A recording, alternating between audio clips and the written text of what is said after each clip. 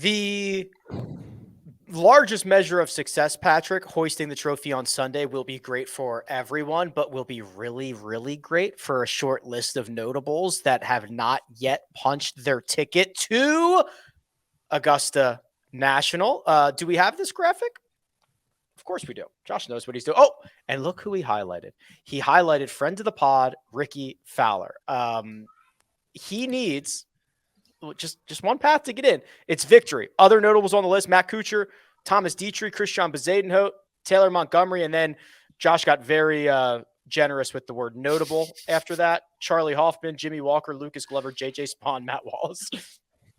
A lot of Rashad pennies on the list, so to speak. Yes. But yeah, he's got to win for the first time in 4 years to make it back to Augusta for the first time in 2 years. And if you're a Rickie Fowler fan, you got to love what you're seeing. I think he ranks, out of all players since the start of the new year, 10th in approach, 10th in putting, inside the top 15 in total strokes gained. That's past the likes of Jordan Spieth, Sam Burns, Justin Thomas. So really the last thing to do is to raise a trophy, put on those cowboy boots, and then someone else like Matt Kuchar, this could be maybe his last chance to play himself back into Augusta. He didn't play last year, finished runner up to JJ Spawn, lost by a couple strokes, but he has a great history at Augusta, kind of sneaky.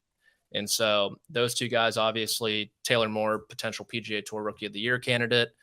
And I don't think I really need to touch on Jimmy Walker. You can stop the list there.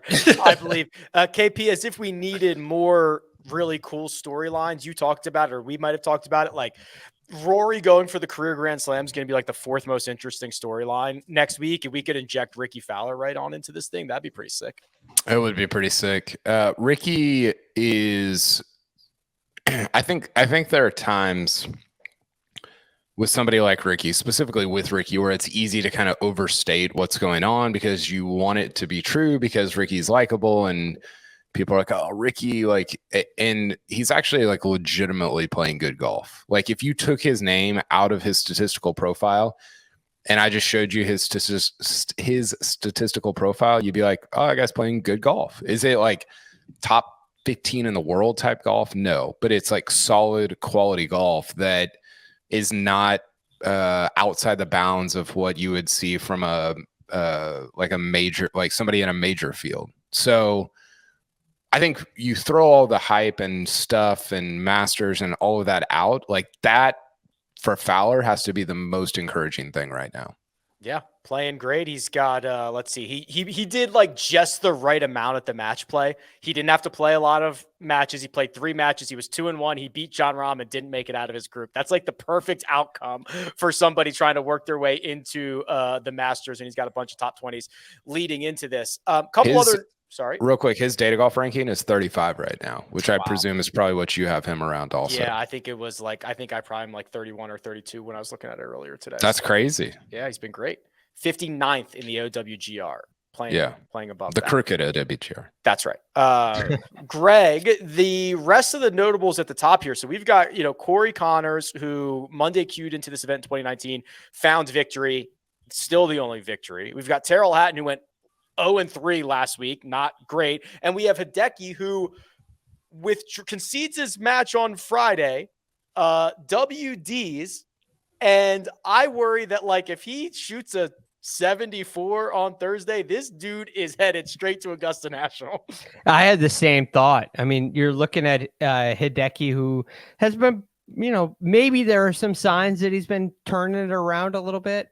He played really nice in his match on Thursday at the WGC match play. And so Hideki has just been this kind of a strange character for all of last year. And this year he's been really hard to figure out.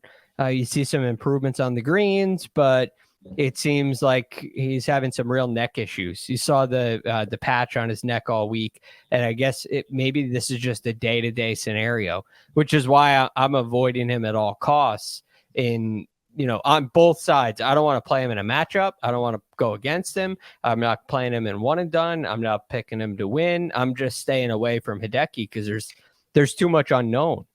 Hatton, I think, is when I look at this list, Hatton's maybe the most interesting character. And the reason is the performances before the match play were so good. I picked him in one and done in the match play, and he goes 0-3, lays a complete goose egg. But you look at what he did at the Players Championship. He gains 8 strokes approaching the green. In Phoenix, he gains 6 strokes approaching the green. He played some really, really good golf in these designated events, and is now the favorite in this field in a lot of books. The top price player in DraftKings. Tyrrell Hatton was, if you look at just stroke play events, he's playing really solid golf. But unfortunately, we have this match play record hanging over our head.